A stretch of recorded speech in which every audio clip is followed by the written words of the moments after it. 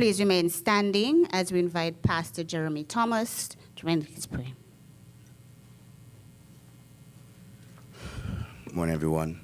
Let us pray. Dear Heavenly Father, we want to thank you for a wonderful day that you have made. And Father, despite all that's happening in our nation, we're asking and declaring that your peace extinguish the flames of violence and hatred in our country. Father, grant us the strength to sow seeds of love and understanding in place of division and anger. Father, in this moment, hear the cries of your people and grant us this favor. Lord, guide us in creating a community where all are valued and respected. Father, bring unity and peace to our communities. Father, we pray that you may grant us an end to the senseless harm and lead us towards more of your grace and favor. Lord, I declare that your love and understanding to prevail in our nation and bind us together in harmony.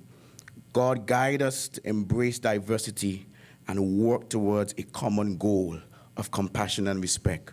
So, Father, help us to see your eyes, love with your love, and serve with your grace. So, God, grant us to seek forgiveness and courage, and we will be willing to offer it to others as well.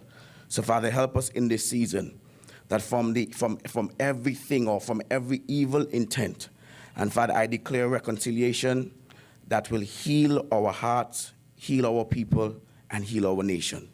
So God, let this session today be one of wisdom, guided in accordance to everything, oh God, you want us to do. And let it be done in your will. In Jesus' name we pray. Amen and amen. Please be seated.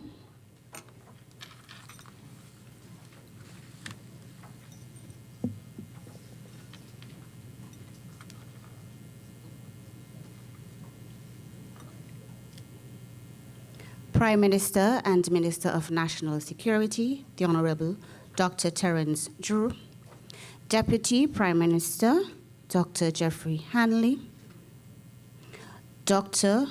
Honorable Dr. Joel Clark, Senator Honorable Iseline Phillip, the Honorable Garth Wilking, members of the High Command, the Honorable Dr. Timothy Harris, Parliamentary Representative and Leader of the People's Labour Party, PSs from various ministries, esteemed stakeholders, community advocates, and distinguished guests, a pleasant good morning. It is with great enthusiasm and a deep sense of responsibility that we welcome you all to another important engagement with the Prime Minister as we have come together to discuss violence and crime as a public health issue. We must all recognize and understand that crime and violence are not just law enforcement issues. They are public health issues that affect the emotional, mental, psychological, and spiritual well-being of every citizen. Earlier this year, under the chairmanship of the Honorable Dr. Terence Drew, a task force was commissioned to look at violence and crime as a public health issue. We are here once more again to further discuss the proliferation of violence in our federation and introduce plans to address crime and violence at its root by inviting all of society to take responsibility for citizen security. We seek to officially launch the concept of a national 90-day campaign on citizen security. The campaign is intended to be a national call to action for each of us to play our part in addressing the root causes of crime and violence in our communities. The 90-day campaign is proposed as an initiative that is government-led but society-driven to highlight all the crucial effects that are affecting the country. The success of community partnership is vital to encourage safer communities. This campaign and our ability to transform cultures of violence depends on the collective efforts to every segment of society. Today's engagement with the Prime Minister and all the presenters is an important precursor to a national consultation and campaign that will engage us all in looking at ways to address the issues. We look forward to hearing your insights, your concerns, and your ideas as we work together to lay the foundation for a safer, healthier society that will benefit everyone. Your participation is vital, and we are confident that together we can achieve meaningful and lasting change. Thank you for being here, and thank you for your commitment to this vital cause. We'll now invite the Honorable Senator Iselin Philip.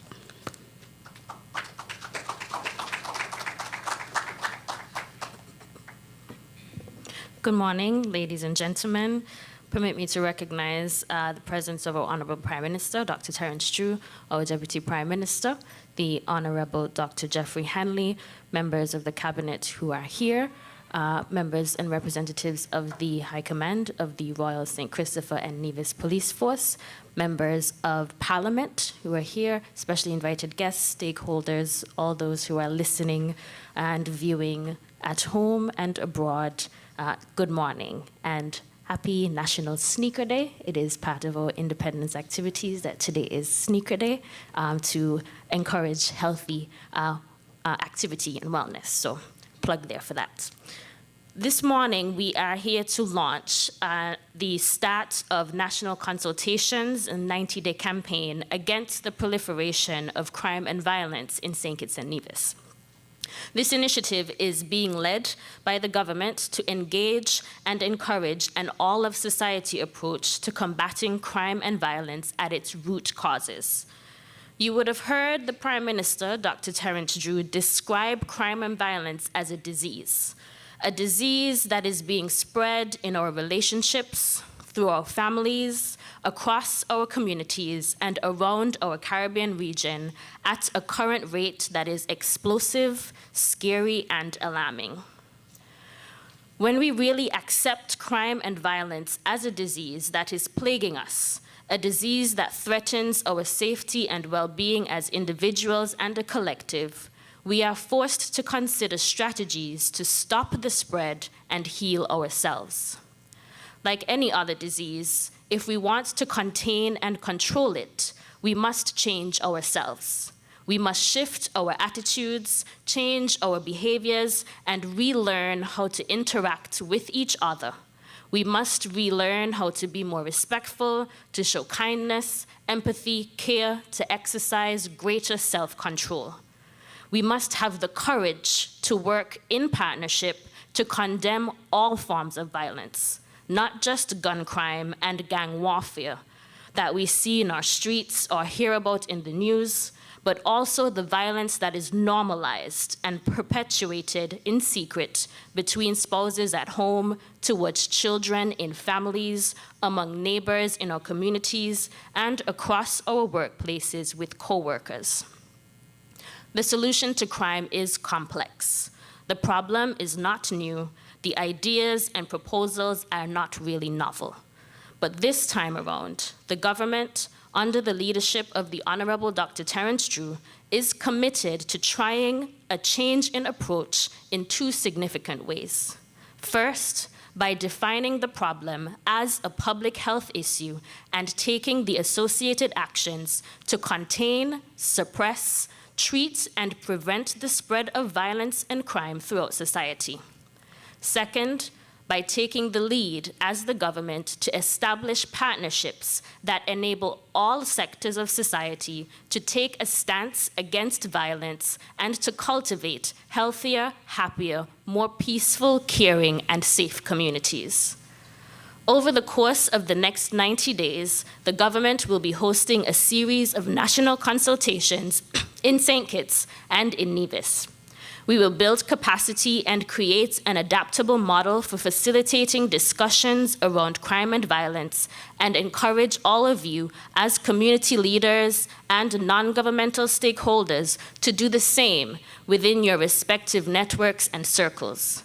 We invite community-based partners to take the initiative to plan activities and events that promote love, care, togetherness, and peaceful conflict resolution. Not only do we want everyone thinking about, talking about, and being about peace and citizen security, but we also want to listen and hear back from you. We've designed the national consultation process to create a forum whereby community and non-governmental stakeholders can report back with data and information that will contribute to a national action plan with impactful and pragmatic activities that are proven to have positive short-term and long-term impact. Today's first consultation session will be marked by presentations from evidence-based approaches, local data findings, and lessons learned. We are privileged to have sharing with us recognized professionals and experts to help paint a realistic picture of the problem and how it can be addressed for long-term change. The first presentation will break down the concept of violence and crime as a public health issue so we can all better understand the approach. Dr. Janita Richardson is an emerita professor for the University of Virginia School of Medicine in the Department of Public Health Science. She currently lives and works in St. Kitts as a professor at Windsor University School of Medicine. Dr. Richardson has over 25 years of expertise in designing strategies to improve health equity outcomes, and she has collaborated with the St. Kitts and Nevis Ministry of Health and other international health agencies to advance population health and well-being. You can look forward to hearing from Dr. Richardson, who has a recognized ability to take complex scientific concepts and data, like violence as a public health issue, and translate them into formats for easier and more relatable understanding. The second presentation will be delivered by an associate representative of USAID, Dr. Randy Sirprasad. He will report the findings of a recent criminal dynamic study done in St. Kitts and Nevis. Dr. Randy Sirprasad is a criminologist and coordinator of the criminology unit at the University of the West Indies St. Augustine campus. Dr. Sirprasad specializes in research methodology and statistics with special interest in economic deprivation and crime, gang violence, youth crime, justice, and penology. The research findings that Dr. Sirprasad presents is specific to St. Kitts and Nevis and the Caribbean region, so you can expect to be enlightened with data and evidence about the realities of gang crime and violence in our communities. Finally, we will hear from Senator Peter Bunting, former Minister of National Security in Jamaica. Having faced similar challenges in Jamaica with combating rising incidents of gang crime and violence, Senator Bunting will share some lessons learned and advice from his administration's approach to containing and treating the spread of violence and crime in post-colonial slave society. It is our hope that the data and information shared will be insightful and motivate all of us to partner in action in order to build a safer St. Kitts and Nevis. So sit back, relax, open your mind, and embrace this opportunity to learn and be inspired as co-creators of solutions to the root causes of violence and crime in St. Kitts and Nevis. Thank you for your continued attention, and we look forward to interaction and engagement on the topics presented during the first session of the consultation, which begins after the Prime Minister announces the official launch of activities at the close of this ceremony. Thank you.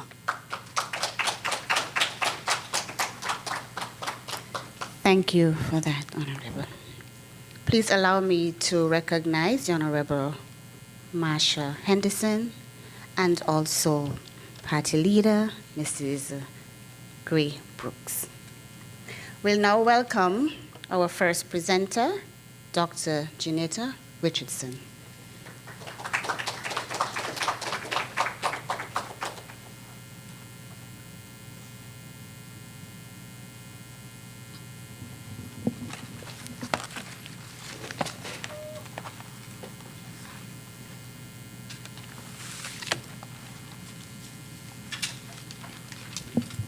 Good morning.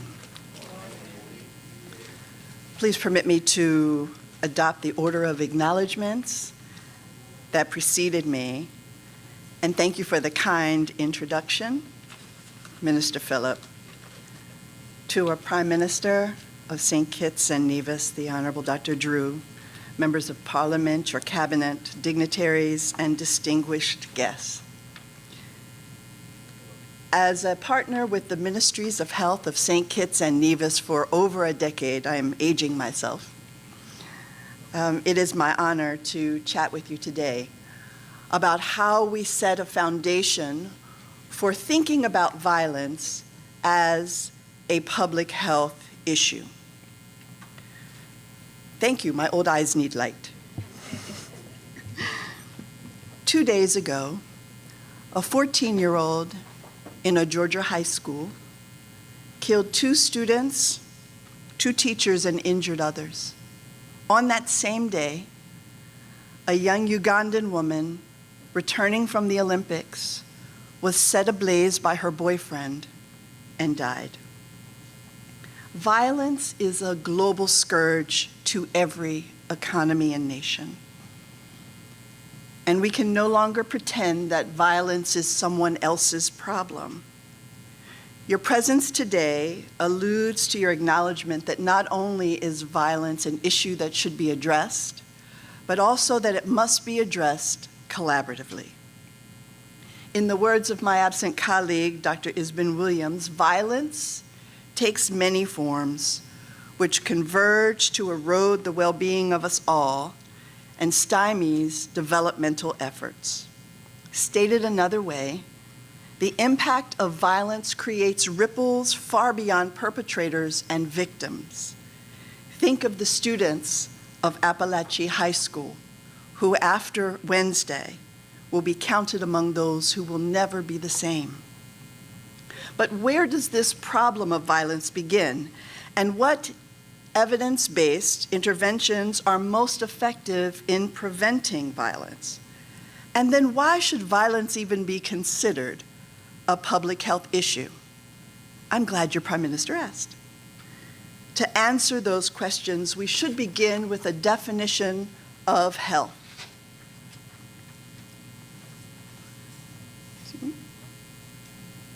The World Health Organization defines health as a comprehensive sense of a person's well-being and the well-being of populations.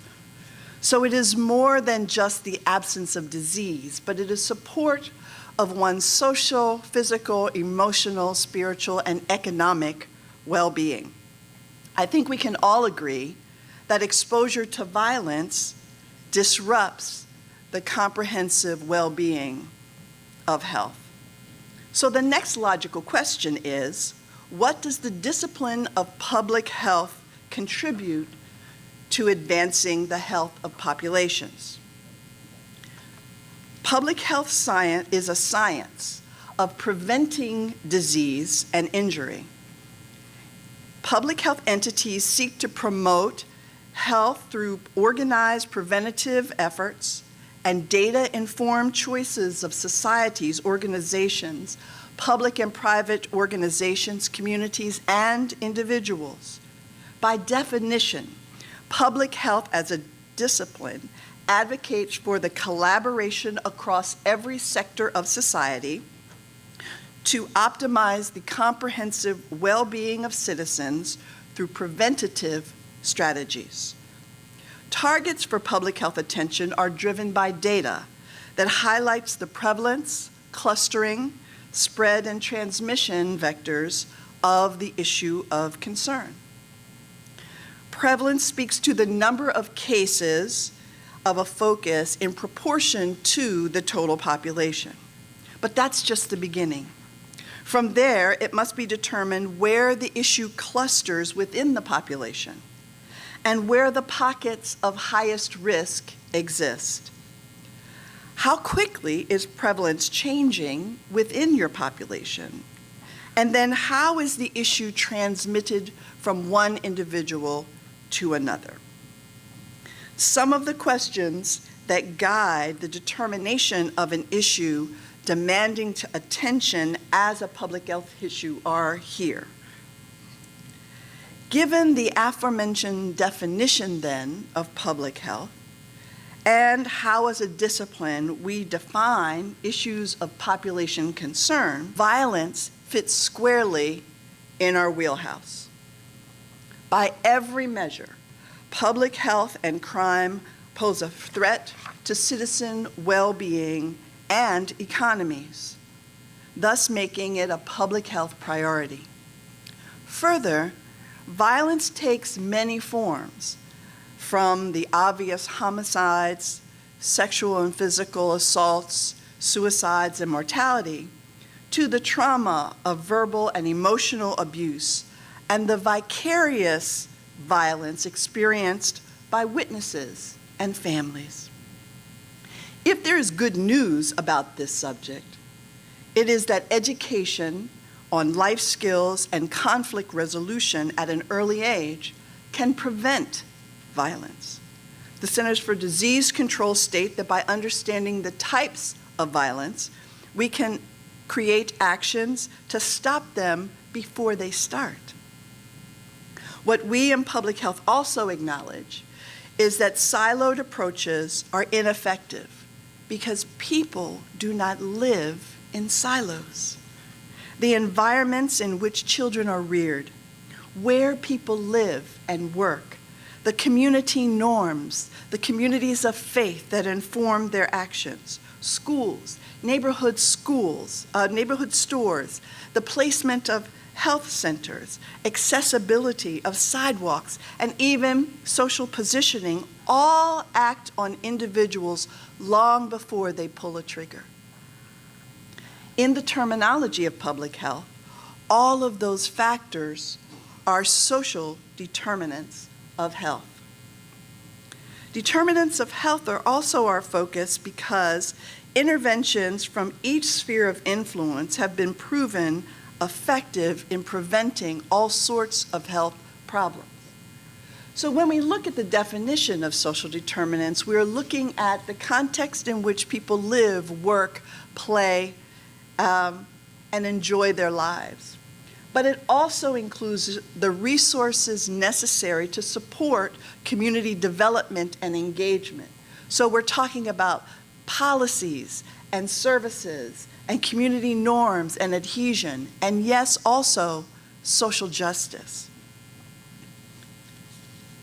Violence should be viewed as a public health issue because it shares key characteristics with other health problems and has widespread consequences for individuals and societies.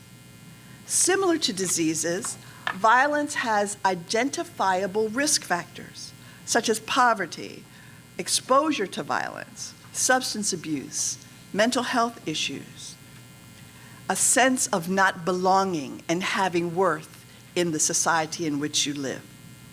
These risk factors can be addressed through preventative measures. Addressing violence through a public health lens allows for the development of targeted prevention programs, such as community-based interventions, education campaigns, and policies that address the root causes of violence itself. Viewing violence as a public health issue provides a comprehensive framework for understanding its causes, consequences, and solutions. A public health approach, for example, encourages collaboration between governments and businesses and churches and schools and universities and law enforcement and other community organizations to create comprehensive strategies to prevent violence. By treating violence as a public health issue, interventions then can be designed based on evidence and data and research, ensuring that the resources allocated are reaching their most effective strategies. There is evidence to support that violence can be prevented. However, effectively addressing this complex issue requires collaboration across every sector of society and every person, as well as strategic development of interventions grounded in the idiosyncratic cultures and practices of every nation and community. Boilerplate interventions do not work. We can borrow from them, but they all must be informed by the cultures and the communities that we seek to serve. There is no good data that suggests that the criminal justice system and law enforcement alone reduce rates of crime and violence. Please note, alone. They cannot do it alone. In addition, uncoordinated efforts of well-meaning organizations, agencies have also proven ineffective. Furthermore, commitment to violence prevention is more of a marathon than a sprint. We need to simultaneously be developing and engaging in long-term strategies while we also apply the short-term social band-aids that we experience in our communities. Since the strongest predictor of violence is, in fact, violence, and that violence is often retaliatory and contextual, there is a cycle that needs to be broken. Social norms, for example, about how to respond to confrontations need to shift. The violent act is a manifestation that is fed by complex roots. Those seemingly indirect influences are social determinants of health. It is my hope that I have helped you connect some of the dots in framing violence as a public health issue. I'm a professor and a researcher, but I am also a mother and a grandmother. And on Wednesday again, I was reminded that sending my grandchildren to school, here noted, is an act that could be dangerous. Parents in Appalachia, Georgia, on Wednesday sent their children to school thinking they would pick them up unharmed at the end of the day. As you deliberate today and in the days to come, please consider the world that we are creating for our children, for our elders, and for all of society. While all of us are vulnerable to the direct and indirect consequences of violence, not one of our agencies, ministries, companies, communities, or individuals can effectively address public health violence as a public health issue alone.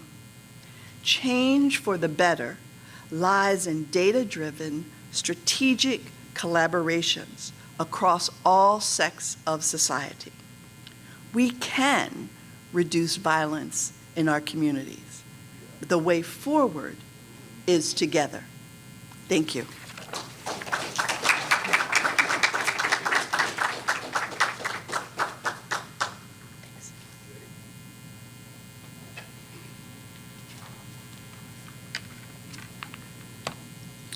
Thank you, Dr. Richardson. Now, she spoke about key elements, factors, determinants. She spoke about many things, but what stood out for me is that we cannot do it alone. It takes all hands on deck for us to see great solutions. We will now have a presentation by the USAID.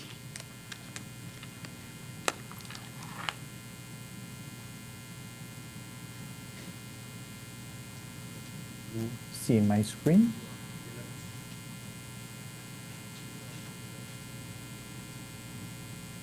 Good morning, just confirming that you're seeing and hearing me.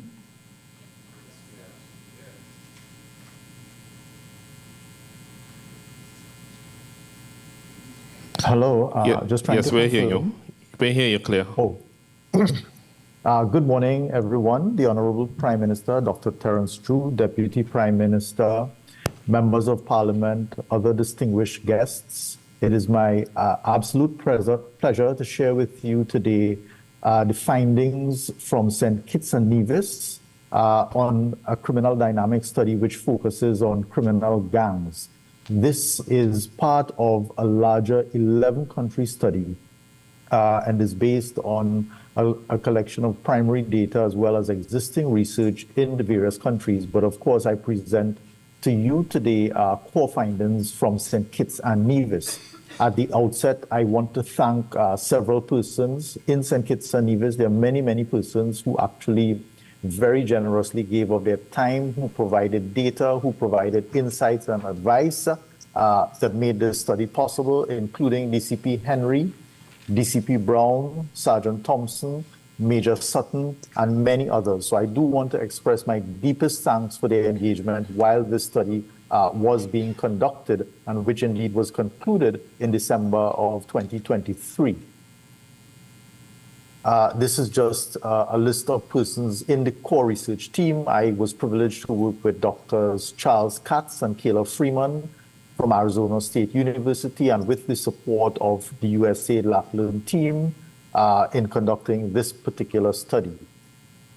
The study relied on several data sources, and I list here some of the core data sources. The idea behind it is that we wanted to get the most rigorous and reliable data that existed, in addition to collecting primary data to give us the most in-depth, complete and comprehensive understanding of the gang phenomena in St. Kitts and Nevis, with the aim, of course, of generating recommendations for dealing with the problem. Among the data, we relied on police expert surveys. We had a 100% response rate, where we went to each and every police station district in St. Kitts and Nevis, and we collected data from gang experts, collecting data on each and every gang. So we got a lot of details on each gang in St. Kitts and Nevis and collated this data to give us an overall picture of what is happening in St. Kitts and Nevis with gangs. And of course, I will share some of those findings with you this morning. We also collected crime data, including homicide data from the police service and prison service. We, with the generous support of the Ministry of Education in St. Kitts and Nevis, administered a survey to 767 Form 4 and 5 students from all public secondary schools in St. Kitts and Nevis. This represented a 57% response rate, meaning we surveyed 57% of all enrolled Form 4 and 5 students, which by survey methodology rates would be a very, very high response rate, and which produces estimates with a very, very high level of accuracy, meaning a very low margin of error. We also looked at available survey data, including the LAPOP, or the Latin American Public Opinion Project surveys, the UNDP surveys, the WIRE surveys, and other survey data that existed. And of course, the more comprehensive findings would be found in the report which we generated, and I present here just some of the core findings for you. This particular chart shows you homicides by year in St. Kitts and Nevis from 2000 to 2022. And as you see, and as you will know indeed, there is a fluctuating trend in the homicides. What you would notice in this particular graph is that the proportion which are committed with firearms is very, very close to, or the pattern very closely resembles the number of homicides, which indicates that a very, very large proportion of murders are committed and consistently committed with the use of firearms. It suggests that one of the things that perhaps needs to be looked into is the accessibility of firearms in St. Kitts and Nevis. If you remove firearms, you have the potential to change the nature of homicides, and indeed to reduce the number of homicides that are happening in St. Kitts and Nevis, because more often than not, when firearms are used in the commission of a crime, and indeed I mean a shooting, there tends to be a fatality, whereas with the use of other weapons, you find that the lethality is not as high, meaning attacks with other weapons would not usually result in as high a rate of deaths as they would where firearms are utilized. This particular chart shows you public perceptions of the gang problem in St. Kitts and Nevis and draws on the 2016 Latin American Public Opinion Project data. It shows you that residents in St. Kitts and Nevis actually perceive that there is a very, very serious gang problem in their country. And of course, the same measures were applied by LAPOP across the Caribbean region. And you see other countries by comparison, other countries like Trinidad and Tobago and even the Bahamas with a much higher number of gangs than St. Kitts and Nevis.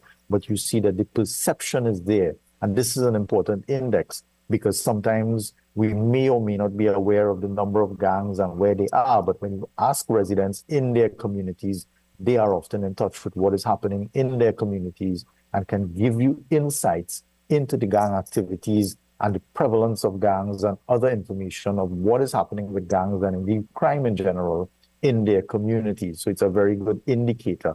And of course, in the report, we would disaggregate this kind of information by parish or various geographical areas in St. Kitts and Nevis, so you get a better sense of where the perceptions are, indeed higher than higher in some areas than in other areas in St. Kitts and Nevis. This particular chart derives from police expert data. When we collected the data from all police station districts in St. Kitts and Nevis, we discovered that there were around 15 gangs with a total of 323 gang members or 323 known gang members with an approximate 20 persons per gang in St. Kitts and Nevis. Now, this particular chart derives from school data. I want to stress that we collected data looking at the more serious types of gangs that the police would be interested in, but we also collected data from school youths, as I indicated at the outset. And this is something that is really, really important to get a handle on and to collect data on, because one of the things that we've found across the Caribbean region is that school youths are affiliated with gangs, and some of them indeed are gang members. And when there are gang clashes out there in the communities, these are sometimes mirrored within the school system. And some of these school youths, when they come out of school and they get older, may become more full-fledged gang members. So in collecting data from schools, one of the things that we did was that we asked students to indicate whether they were a member, a current member of a gang, and whether they were a former gang member.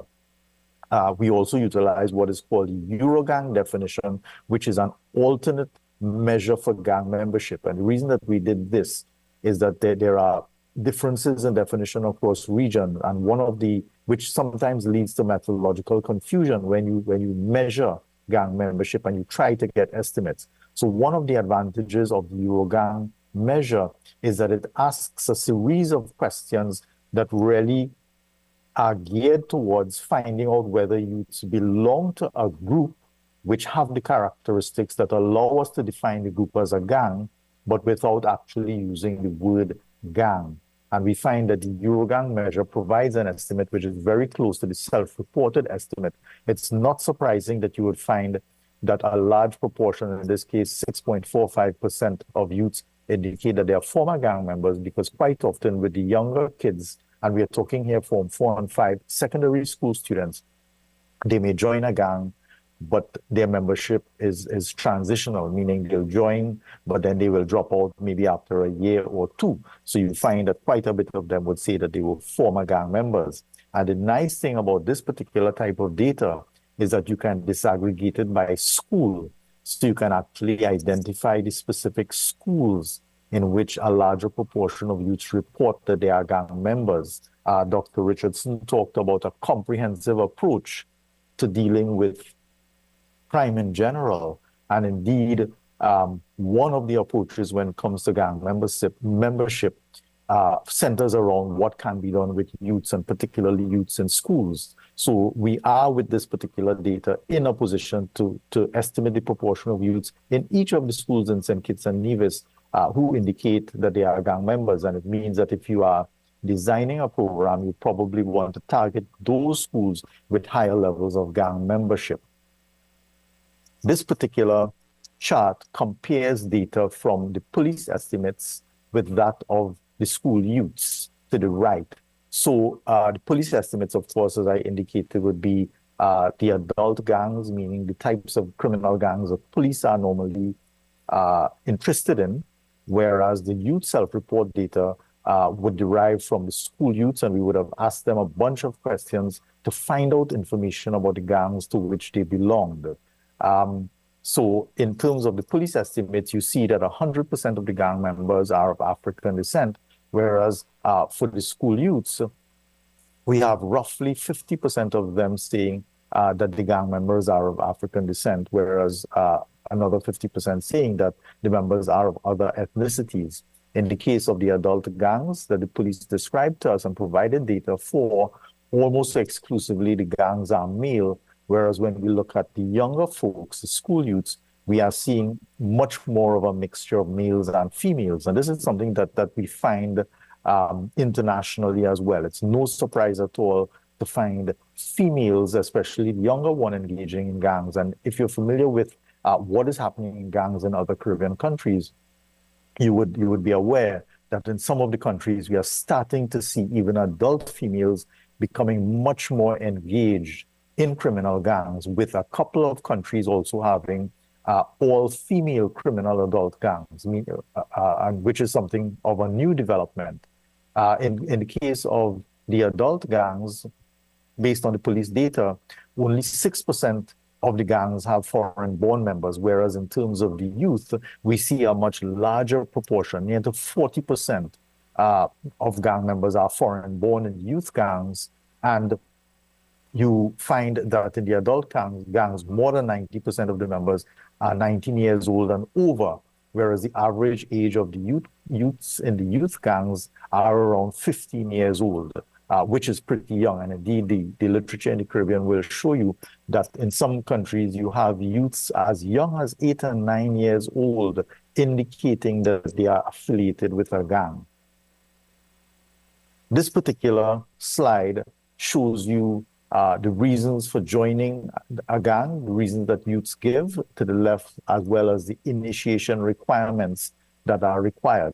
Now, it's important to have an idea of the reasons that youths join gangs, because if you design an intervention, you can tackle these particular reasons. So one of the things that you see, not just in St. Kitts and Nevis, but across the region, is that a large proportion of them join for reasons of protection. For instance, if you reside in a community in which there are one or more gangs, if you're not affiliated with one, you could end up being a victim of both. Whereas if you are affiliated with one, the perception is that that one would protect you. Quite contrary to those expectations, however, all of the research that you could ever come across will show that persons who belong to gangs tend to have much higher levels of victimization than persons who do not belong to gangs. And quite ironically, when you're within a gang structure, you could also become a victim, become victimized by members even within your own gang. You would also see our findings show that some of the youths, a large proportion, in fact, join for company. Some of them join to make friends. Some of them join to get money or other things, etc. So you see the reasons there. And you see also the requirements for joining. Many of them say, almost 1/3 say, that they don't have to do anything at all, but some of them had to commit a crime. Some even indicated that they had to kill somebody or fight or shoot somebody, etc., to get into the gang structure. Now, this particular chart is quite important. One of the things that we did in the study, not just with the school youth data, but with other reliable data sources, and we are talking nationally representative data sources, is that we did analyses to determine what were the risk factors for gang membership and gang violence. If we do this kind of analysis, what it does is that it points us to areas for intervention. And one of the things that you see here coming out of the school youth data is that adverse childhood experiences, meaning things that happen when children are very young, quite often within the family setting, adverse childhood experiences have a really big impact on gang membership. And it applies both to the self-nominated gang membership as well as the Eurogang membership measures. So having collected multiple measures of gang membership, we're actually able to run our statistical models using the different measures to look at what is consistent across the measures.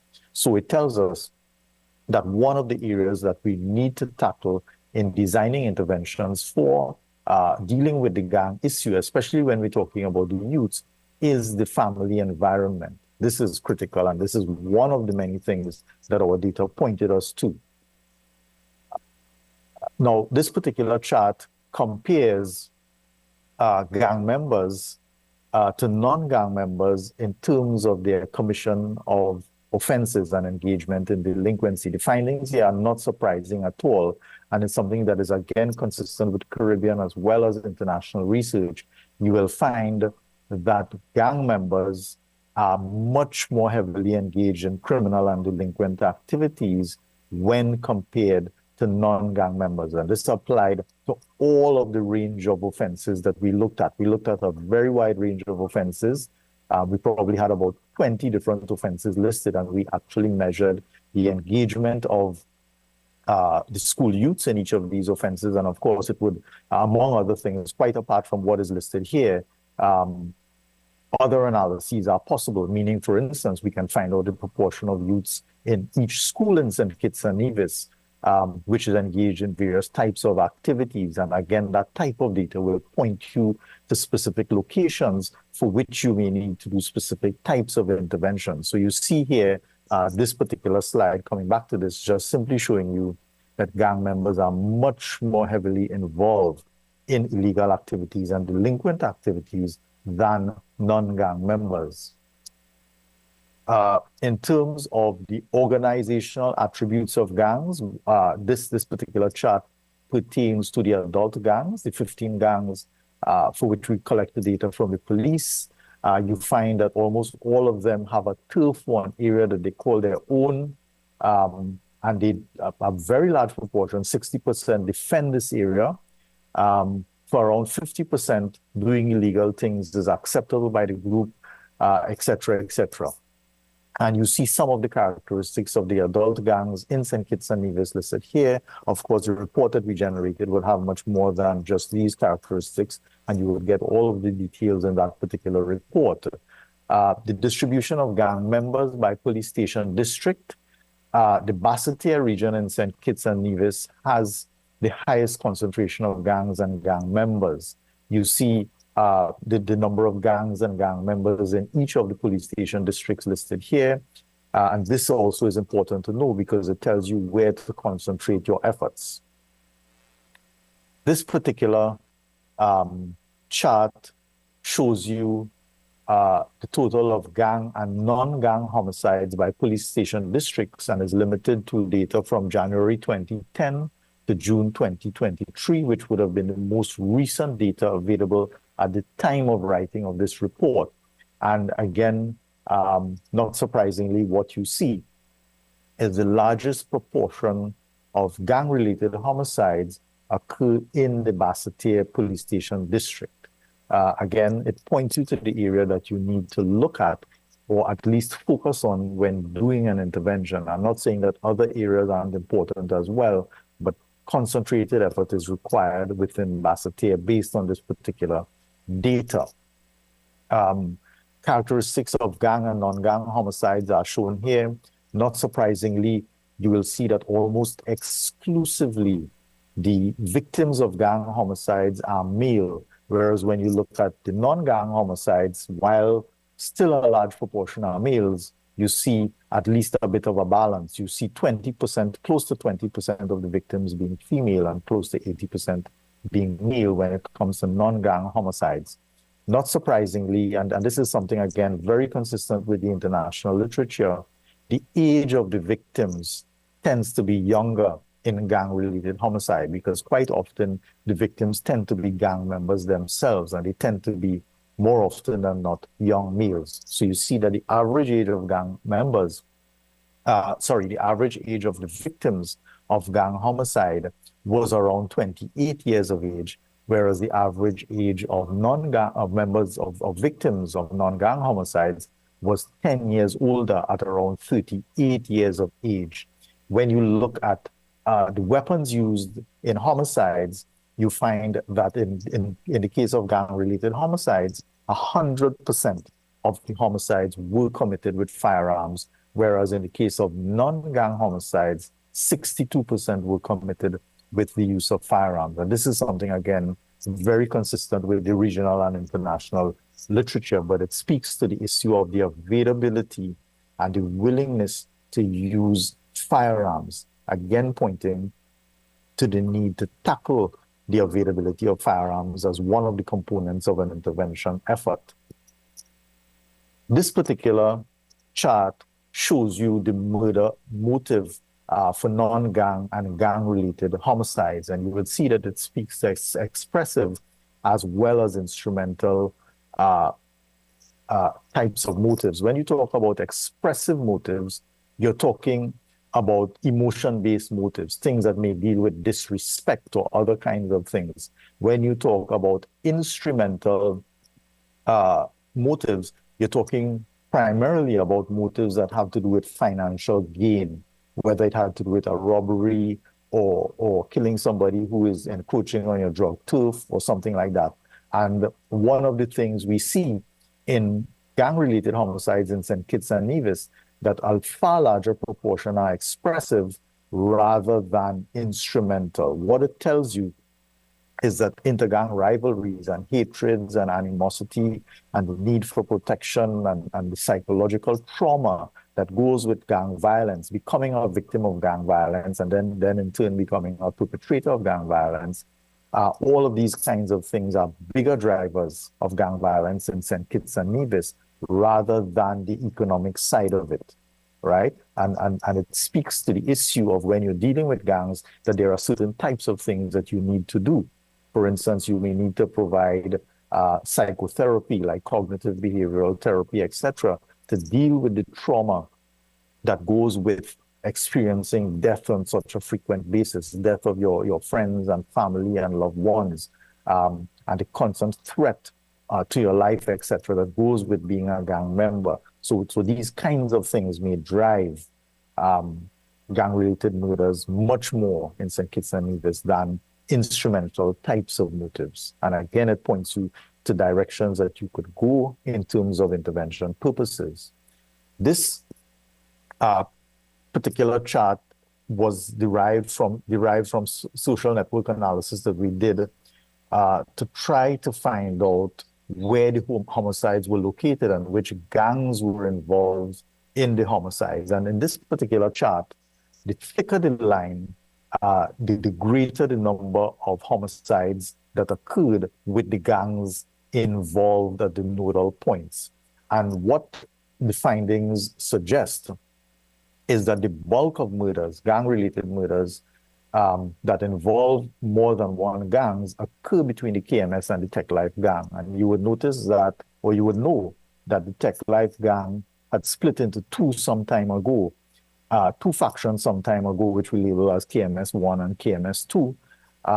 The KMS gang had split into two factions, and there is rivalry between these factions as well, resulting in deaths of persons. And my understanding is that the Tech Life gang has also split. That could be confirmed, but my understanding is that the Tech Life gang has also experienced a split. And that, of course, is something that could lead to homicides. But what it suggests is that if you focus, especially the suppression efforts, but also the preventative efforts, then you need to focus them as well on specific gangs. And in this case, the problem is primarily delimited to KMS and Tech Life. So it also suggests which specific gangs we need to focus on much more heavily than others. This particular graph shows you for the time period under consideration, 2010 to 2023, for each of the gangs in St. Kitts and Nevis, the number of times that they were suspects in a homicide and the number of times that they were victims in a homicide. Not surprisingly, you see Tech Life and KMS come out way up at the very top. Then you see somewhere in the middle range, the Bloods, and then you see KMS 1 and KMS 2 a little lower down.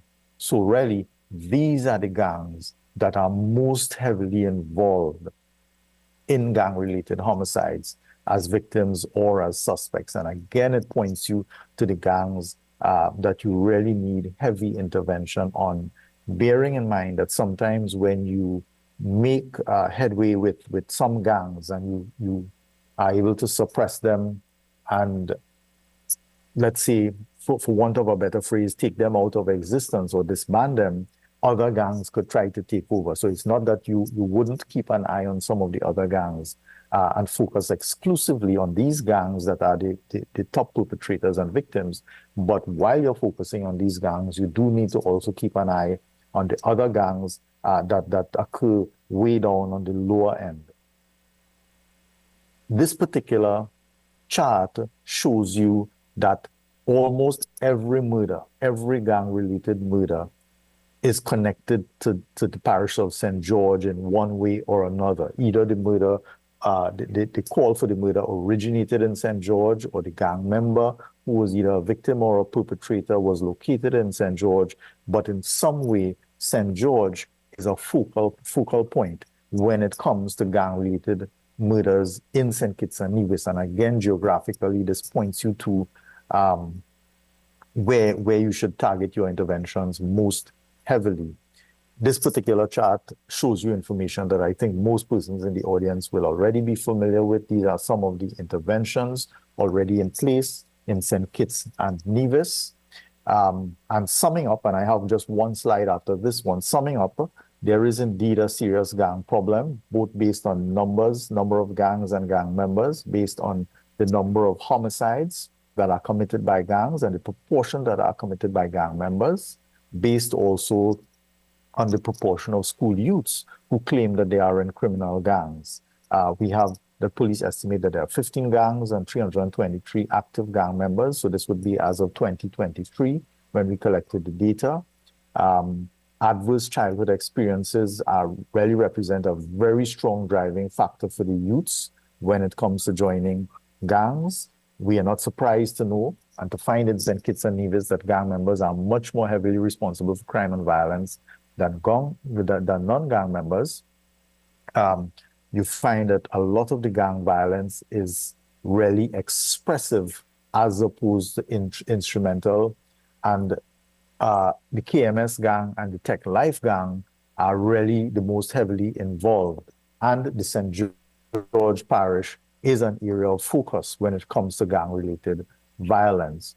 Now, this particular model, which represents a comprehensive gang intervention model, is something that resonates very well with what Dr. Richardson said. While many countries in the region will tend to focus very heavily on the suppressive approaches to dealing with gangs, meaning the police, the prisons, the judicial system, that is just one component, certainly an important component. But we need to look at a range of other areas because there are factors in a range of other contexts, whether in the community, in the school, in the family, etc., that help us to understand the drivers or to help us to understand why youths may engage in crime and specifically in gang violence.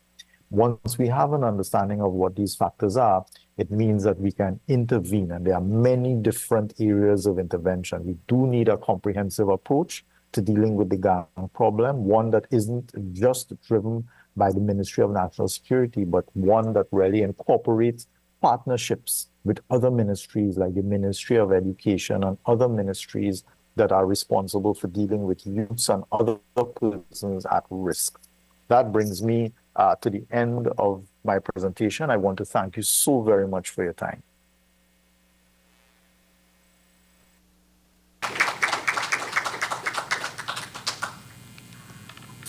Thank you, Dr. Randy, for sharing those numbers with us via Zoom. Now, we have all heard and seen those numbers. That means we have work to do. We have a lot of work to do, and we can't do it alone. It's all hands on deck. Now, for me, the main purpose and the importance of data is to gather relevant information. Why? For analysis, decision-making, to generate insights, monitor progress, solve problems, and contribute to the existing body of knowledge. We have just seen all of that. And what does that tell me? What does that say for me? Is that we have a critical situation on our hands. We have a serious task to undertake because we need action. And with that action, we need serious and positive results. So we have work to do together. It's an impactful morning. It's an impactful morning. I just want to just pause for 2 seconds to just recognize how serious this is, even if it's just for 2 seconds. I'm shaking. I don't know about you, because we are all parents in some way. We are all role models. People look up to us. And to look at the age groups, our federation is crying, and we have to answer. Okay. We will now welcome our next presenter, which is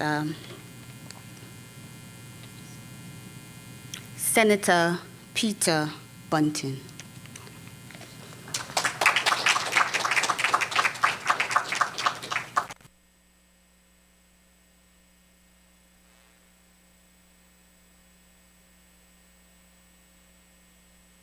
Good morning to the citizens of St. Kitts and Nevis. I've been invited to address you this morning as a former Minister of National Security in Jamaica. I hope that by sharing this experience, it will help you to better inform policies and programs for violence reduction in your country. Jamaica has had a long history of violent crimes. If you look at a graph of murders in Jamaica over the last 2 decades, you'll see that it has consistently been at epidemic levels. So during my tenure as minister, I tried a different approach. Traditionally, high levels of violent crime have been addressed by hard policing and draconian legislation with stiff penalties for firearm offenses, and so on. In fact, the current government has used states of emergency as a serial and routine tool of policing without any success. During our period, we tried a different approach. We tried to balance crime control with crime prevention measures. And in fact, we changed our philosophy of addressing violent crime. We considered, or we adopted, the epidemiological approach to addressing violence as an epidemic. And I would say we had some success. If you look at the average annual murders in Jamaica for the last 16 years, and in fact, although the chart shows 16 years, if you went back to another 8 or 10 years, it would reflect the same thing. We actually had, during our 4-year period, 2012 to 2015, the lowest average annual number of murders for decades. On average, perhaps about 25% lower than otherwise. So we were probably doing something right. Unfortunately, when the administration changed, they abandoned these policies and returned to the old methods, which have not worked. So if we take the public health approach to addressing violence, just like any other contagious disease, you reverse an epidemic in 3 phases. The first phase is to interrupt transmission of the disease. That involves the traditional crime control measures, saturating the areas with police. In the case of Jamaica, we also have soldiers who routinely support the police in their policing activities. So you would have, apart from heavy saturation policing, vehicular checkpoints, cordons and curfews, etc., we also introduce an element into it that we call violence interruption. And this involved training trusted persons from within communities that were traditionally plagued with violence. And we gave them particular training on how to break the cycle of violent incident, reprisal, and counter-reprisal that could mushroom from 1 victim to 8 or 12 or 16 in a very short period of time. And we engaged a series of NGOs, like the Peace Management Initiative, to assist in that effort. The second phase of breaking this epidemic or reversing the epidemic is preventing future spread. And we did a number of measures to assist in that regard. The first was in capacity building. And one of the things was to introduce legislation that really targeted the source of the violence. In our case, and throughout the Caribbean, gangs have a dominant role in promoting violence and being both perpetrators and victims of violence. So one of the pieces of legislation we introduced was an anti-gang bill. And essentially what that did, it introduced a whole new set of conspiracy type offenses so that members who were involved in organized crime could, for example, be prosecuted just for membership in a criminal gang. They could be prosecuted for leadership in a criminal gang. They could be prosecuted for supporting, providing assistance in any way. And this was in addition to the predicate offenses, whether murder, shooting, extortion, etc., which gang members might commit. So that strengthened the hand of the police. We also made amendments to the Proceeds of Crime Act, so we could seize assets that were gained through organized crime. We put a limit on cash transactions and so on to make it much more difficult. And of course, there was the asset forfeiture side of the Proceeds of Crime Act. We introduced an anti-scamming bill. Essentially, scamming is what is more formally referred to as advance fee fraud. And that was a source of hundreds of millions of US dollars to organized crime, scamming at the time primarily elderly American citizens. In 2014, we estimated that figure was 300 million US annually. Today, it is estimated to be 1 billion US annually. One final very important capacity building or tool for law enforcement was we passed a DNA Evidence Act, which allows law enforcement to compel a suspect to give a sample of their DNA. This has been revolutionary in addressing violent crime generally, but in particular, the crime of rape. Today, we have seen, since the introduction of this bill, about a 75% reduction in those offenses and an almost 100% clear up and conviction rate for that offense.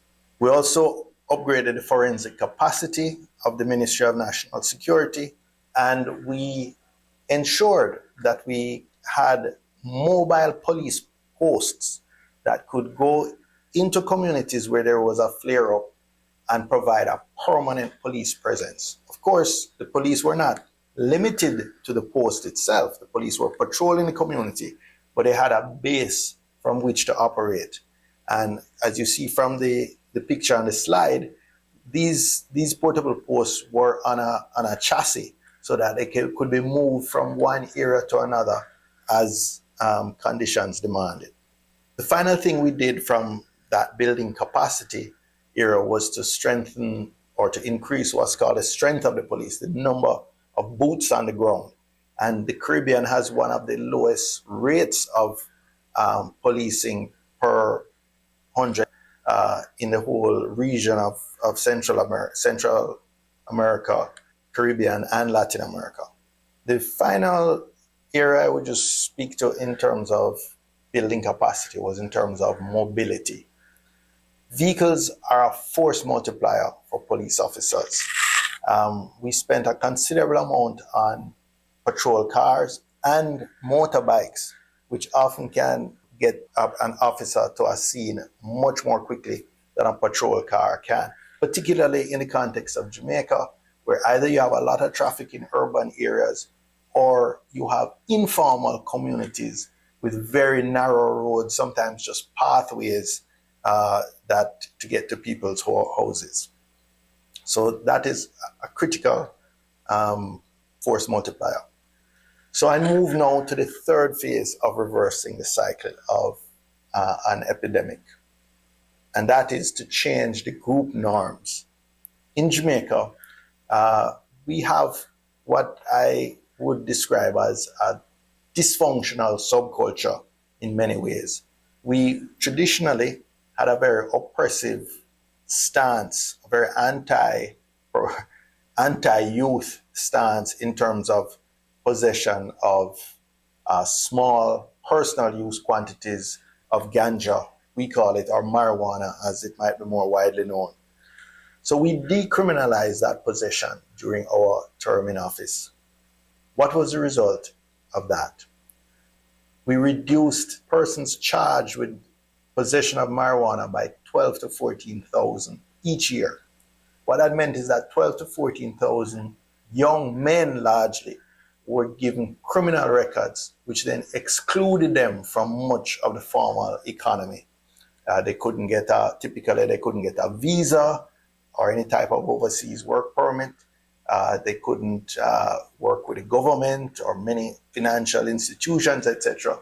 Eliminated persons with criminal records from participating in the mainstream economy. Of course, that made them much more vulnerable to recruitment by gangs and getting involved in illicit activities. I sometimes like to say that this figure you see on the slide is a representation of Anansi, a sort of mythical trickster that I think our culture is sort of reveres in an interesting sort of way. And of course, there has been historically a reluctance to assist the police. We refer to it as the informer fidel culture, where communities would ostracize anybody who is believed to provide information to the police. And I think it reflects a general lack of trust between community members and police officers. These are the things in our culture that we have to challenge successfully if we want to move forward. Gangs recruit school children. We have cases where young boys as young as 12 years old have been arrested as shotters. And they're said to be fearless because they probably don't even understand the implications of what they're involved in. But crime statistics really are the outcomes of failures or weaknesses in many different elements of the society, starting with the family. Cycles of violence generate cycles of trauma. We have many young offenders, even some of those very young shotters that I referred to earlier are kids who were abused as children. Academic studies show that 60% of Jamaican children were exposed to parental physical abuse. That is a bit dated. Those studies were done about a decade ago, but I don't think anything suggests that has changed dramatically. 50% of gang members don't know their fathers at all. And there's tons of statistics that show that children without a father figure in their life are subject to much more risk. They're 11 times as likely to display violent behavior, 9 times as likely to join a gang, 6 times as likely to end up in prison, and twice as likely to drop out of school. And we could go on with failures. School, 86% of gang members, a study done by the Peace Management Initiative showed that 86% of gang members had dropped out of school by the 9th grade. So if we can just keep kids in school until the 12th grade or keep them within that formal structure, they're much less vulnerable to gangs.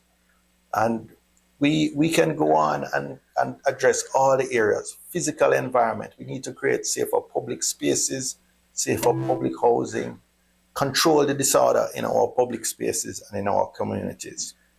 In terms of policing, we have to reculture the police force, improve accountability, downplay the paramilitary style of policing, and emphasize instead proximity policing, or what is sometimes called community policing.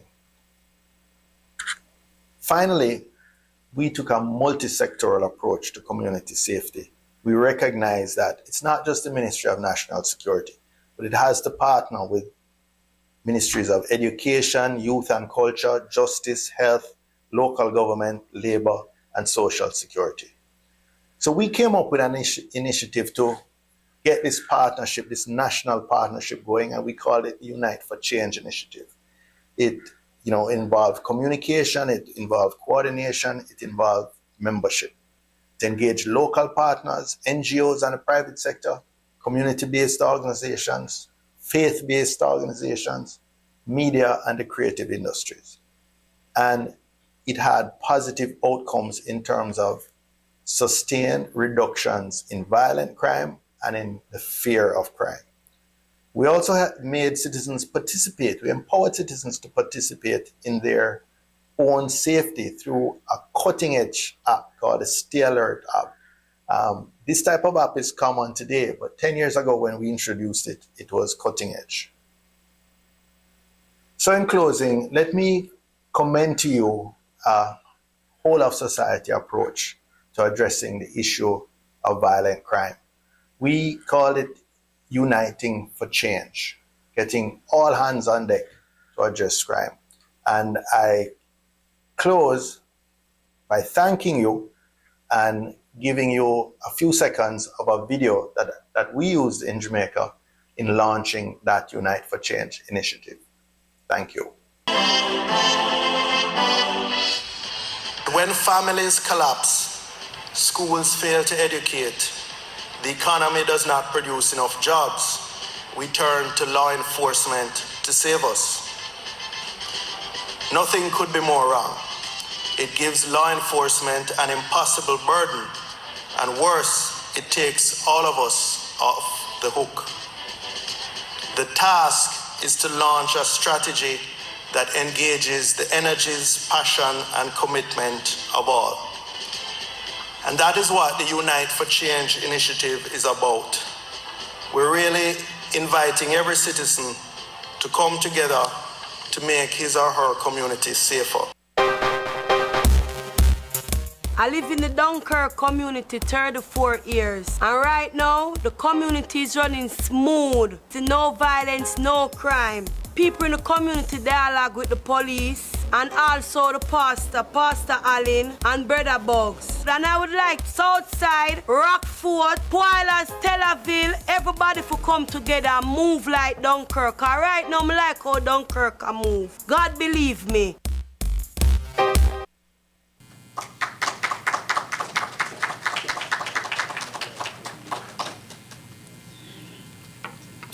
Thank you, Senator Peter Bunting, for sharing the Jamaican experience via your online presence.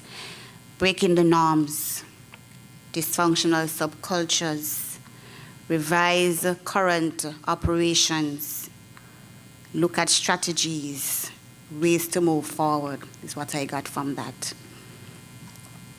Why?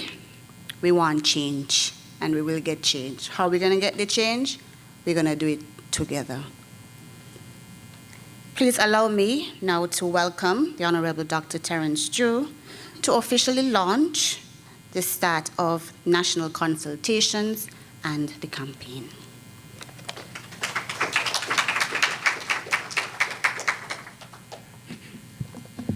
Good morning to all.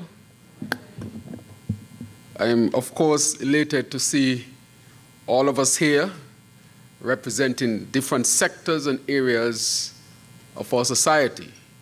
Let me recognize, of course, my cabinet colleagues who are here with me. I want to also recognize the Police High Command, but especially to recognize the leadership of PAM, who has been here for on both occasions, both the leader and deputy leader, Mrs. Gray and her deputy leader. I also want to recognize that the PLP was present and its leadership was here in the person of Dr. Timothy Harris. And of course, we had from our last one where CCM and NRP were represented. I see NRP is represented here again in its deputy leader, showing its commitment from the Navy's end. Why do I highlight the different political parties? It is because it is essential, not only essential, but vital that we all work together. And I'll explain in 2 minutes in a second, but allow me to also recognize Dr. Richardson, who has been a visiting professor over the years and is now here in St. Kitts and Nevis. She has come and presented extremely well as to why it is essential to tackle this matter from a public health perspective. And so I want to thank you, the Whipple Institute, Dr. Isben Williams, and of course, the presence of Windsor University. I want to also take this time to recognize PSs who are here with us as well, members from so many different organizations who have sent their people from the ministries then in terms of faith base. I want to also recognize sporting groups. I see them being represented here. I don't have the list of all who are here, but I can see the various faces throughout. And so I want to officially again welcome you to this national event. In 2 minutes, let me say that the data is striking. And the data goes up to 2023, June 2023. So it shows that this issue has been going on for a long time. As a medical doctor, I had the opportunity to study this data very far back and recognize that if there is not a holistic approach and a concerted approach, that this problem will not be solved. That is why you have had the problem over different political administrations. That is why I want to take the politics out of it. Because if we don't, we will never resolve the issue. So from my perspective, and I see from the perspective of other politicians as well, we have to work together to see how we can resolve this matter. And it takes all of us who are here, even beyond the politics. Law enforcement alone cannot do it, but they must do their part. But we as a society have to come up with the solutions. But when I look at the data, and I examine the data from my own professional background, there is a lot of hope right here. Because with the data, it means that we have the issues, the causes. We can define very precisely what is the problem. And if you can diagnose the problem, it gives you a great opportunity to come up with the solution. And so when you look at the presentation from USAID to show us the gangs and where they are and so forth, they approached me and I told them, of course, we need this type of analysis and study in St. Kitts and Nevis and should have no influence at all from the government because I wanted a very objective view of what is taking place in St. Kitts and Nevis. And again, the presentation does not surprise us a lot, but at least it confirms some of our suspicions as to what is taking place in St. Kitts and Nevis. And then we were able to hear from a former Minister of National Security of Jamaica, a society that he admits has been dealing with the issue for a very long time. We can learn from what worked for them, what did not work, and in our own sphere, as Dr. Richardson says, looking at our own idiosyncrasies, our culture and so forth, we can derive our solutions. And so, on this matter, I will say I'm very hopeful. And because I've been in the practice of solving problems. The first thing is to diagnose, and we have diagnosed the problem. Now we are going to come up with the solutions, but it takes all of us. And so I want to say officially, and to launch from this point onwards, the 90-day campaign against violence and crime. And to say that there will be a number of activities that would involve all of us. And to also say that from my perspective, this will never ever become an issue only when we see a flare in violent crimes, but that it will be a staple on the table when it comes to policies.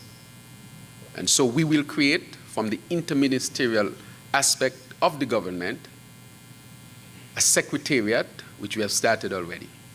And that secretariat will reach out to all in our society who want to contribute positively to resolving this matter. And so the government will put its resources behind this. And from that secretariat, we will collaborate with all of you so that together, once and for all, we can say that the whole of society is engaged in dealing with the issue of crime and violence and making citizen security our priority. Thank you very much.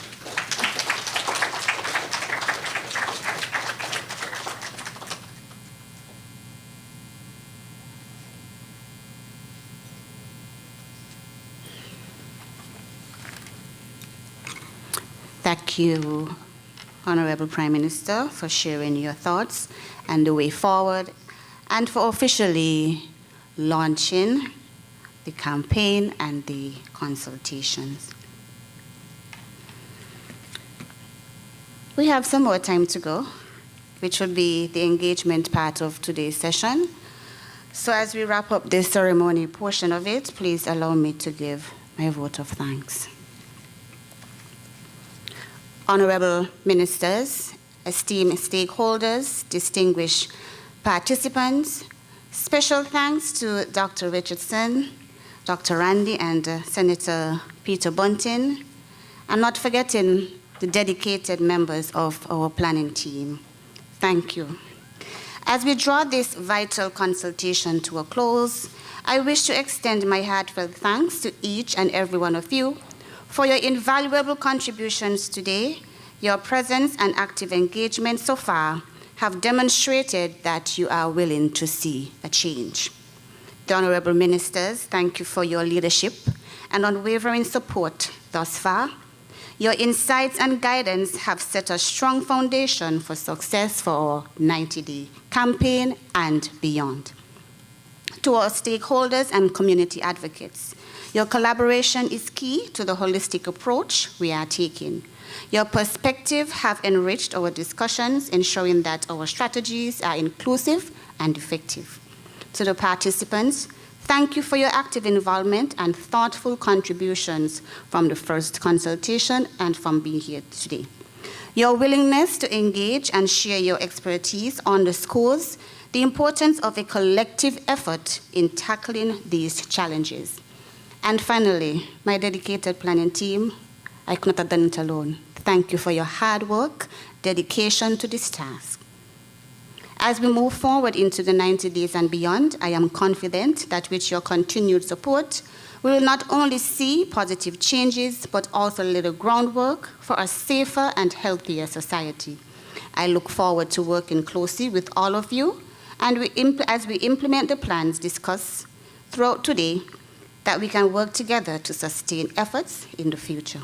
Thank you once again, and we look forward to your continued support. For the second part of today's consultation, we are going to transition the room so we can be more engaging. So for the next 10 to 15 minutes, we are asking persons to assemble on the outside. There's a tea and coffee station that you can take from there, and then we'll let you know when it's time to come back in for the second half of today's consultation. Thank you once again.